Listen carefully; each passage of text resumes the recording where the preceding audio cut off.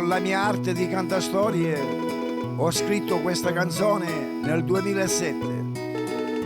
La dedico a tutti i devoti di Padre Pio, sperando che possa illuminare la loro vita e non solo.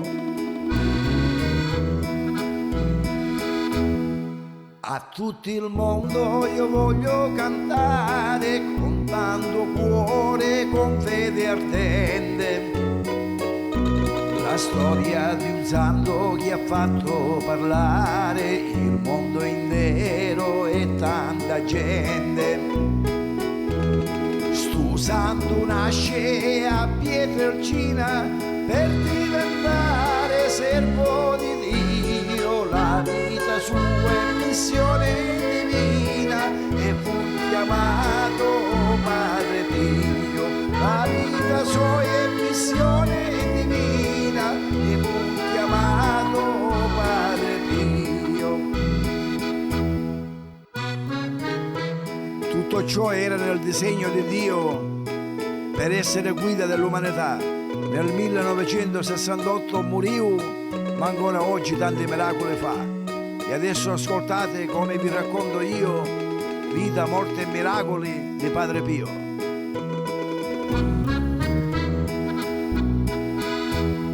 Grazio Forgione fu lu papà, la mamma era Denunzio Giuseppa.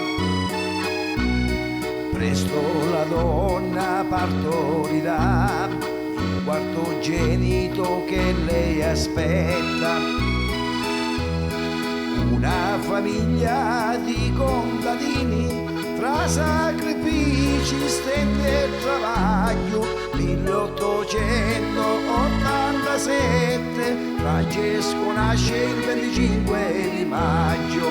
1887 Francesco nasce il 25 di maggio. E subito si dimostra saggio e a tanti desta curiosità, e nel suo cuore sente adagio adagio qualche segnale dall'aldilà. Comincia ad avere qualche contatto divino e decide di farsi frate cappuccino.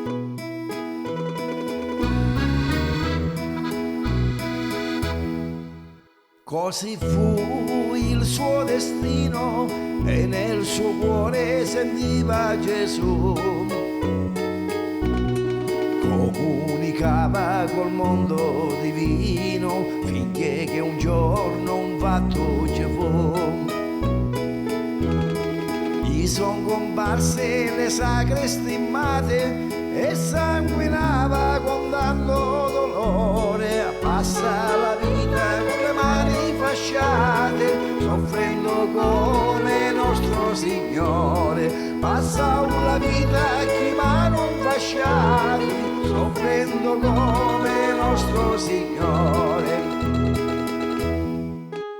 A questo punto si accende ogni riflettore dal mondo scientifico e dalle autorità.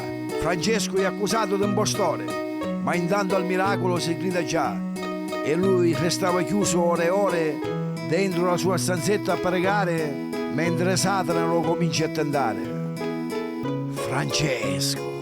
Francesco, con questa coroncina in mano cosa ci stai a fare? Quando sei ridicolo e non lo arrivi a capire, ti devo da allontanare, goditi la vita con le sue piacere. Cristo è morto in croce e nessuno l'ha potuto aiutare, dicendo: Padre, perché mi hai abbandonato? Ma infine non si è potuto salvare.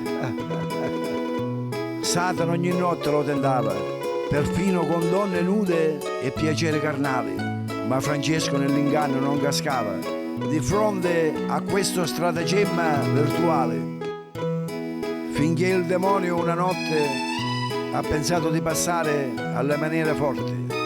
A Francesco l'ha massacrato di botte, che il cappuccino a stento resiste. Si svegliano i monaci e corrono tutti quanti, trovando Francesco a terra sanguinante.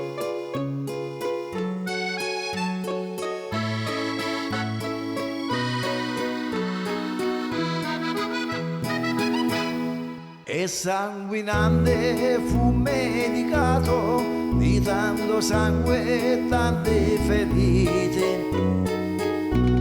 Stanotte Satana mi ha torturato, cari fratelli, se mi credete. Contro il male continuo la lotta, insieme a Gesù che mi assiste ogni istante, con fede dura come una roccia, limpida e pura come un diamante, con fede dura come una roccia, limpida e pura come un diamante. E preoccupati ero in tanti perché Francesco era gravemente malato e si pensava che moriva, perché ogni medico che l'ha visitato i suoi disturbi non li capiva. Il professore Cardarelli di Napoli, dopo che lo finisce di visitare, disse: questo frate ha pochi giorni di vita, solo un miracolo lo può salvare. Ma è un mistero difficile da spiegare, perché sembra che di tante atroci sofferenze che cristianamente sopportava, in compenso tante anime salvava.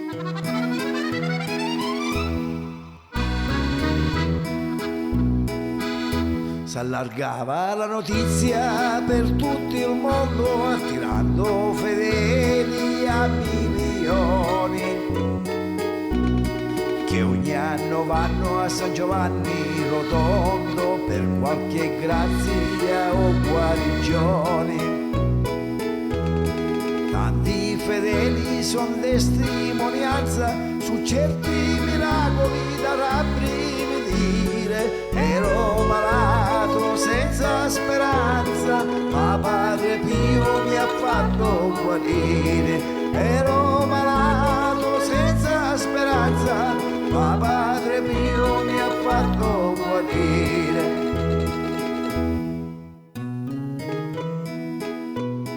Ma intanto cattive notizie si sentono dire, perché tante malalingue Padre Pio avvicino.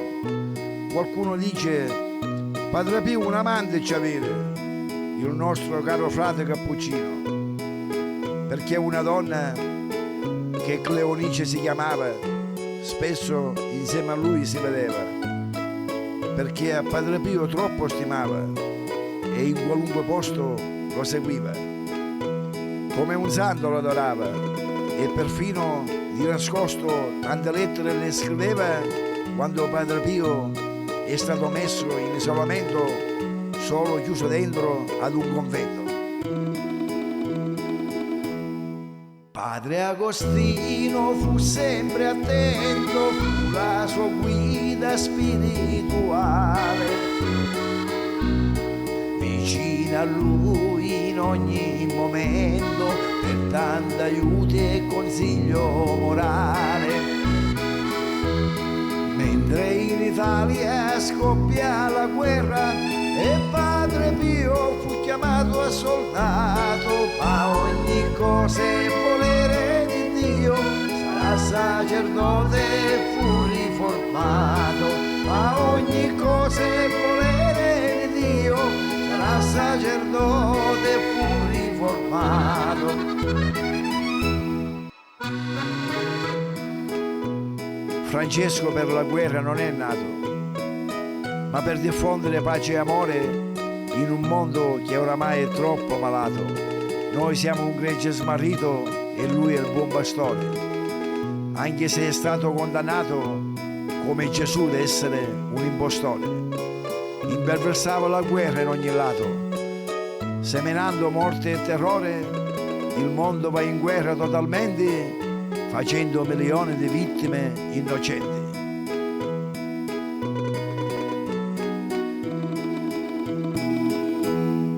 Abitualmente passa i suoi giorni tra stati di estesa e meditazione. Son verità, non son menzogne, questo alla detta di tante persone.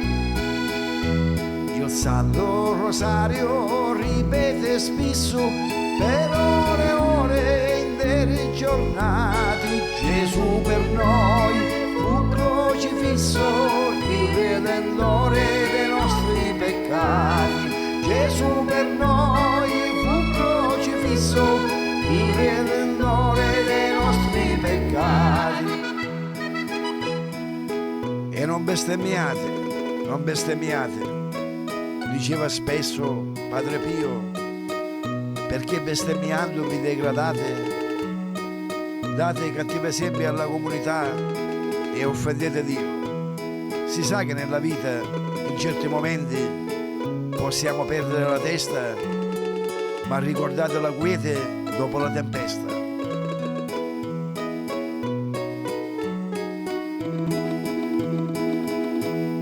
Satana lo molesta, lo continua a tentare per allontanarlo dalle sue missioni, ma Pio continua a confessare, celebra messe e fa guarigioni.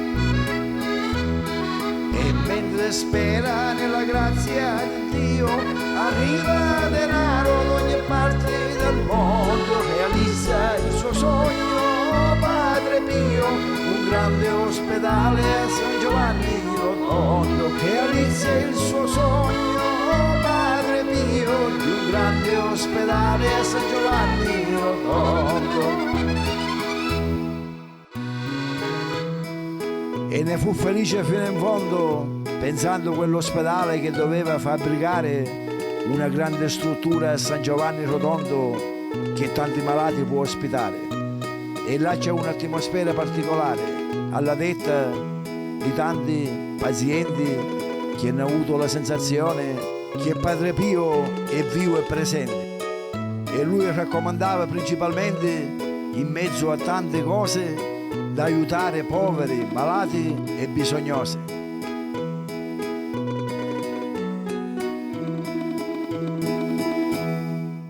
Dire voci a tutti, dottore, è fondamentale per voi sapere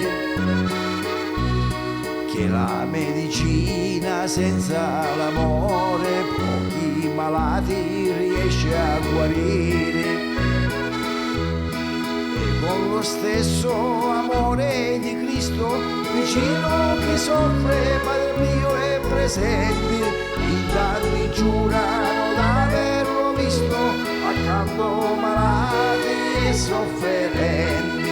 In tanti giurano d'averlo visto, accanto malati e sofferenti.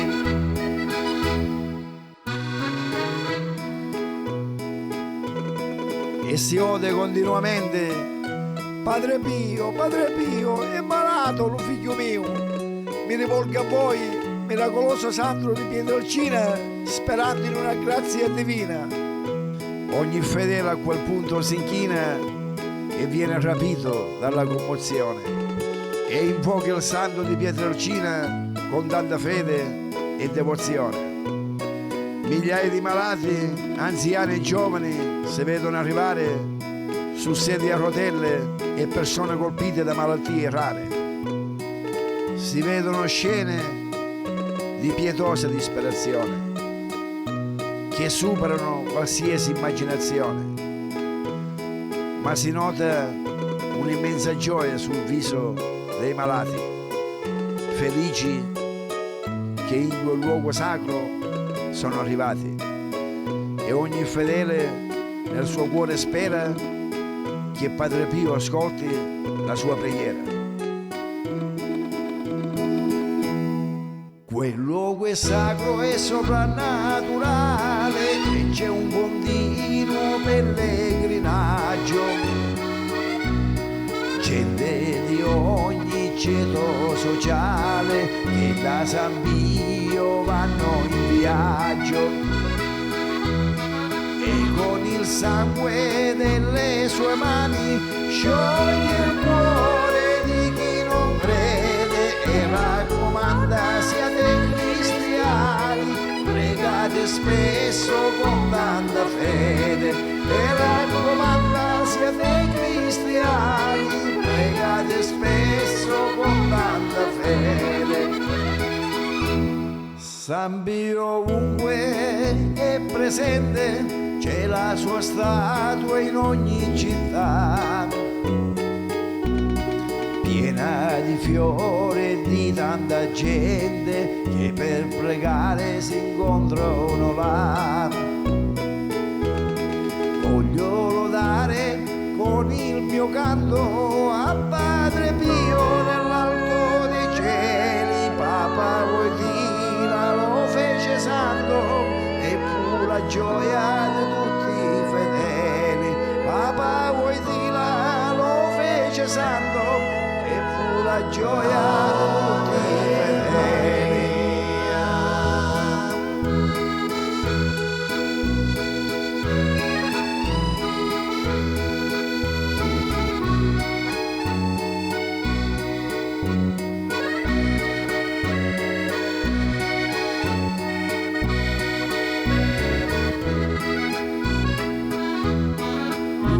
Si trova alla destra di Dio e benedice l'umanità. Questa è la storia di Padre Pio, un grande romanzo di verità.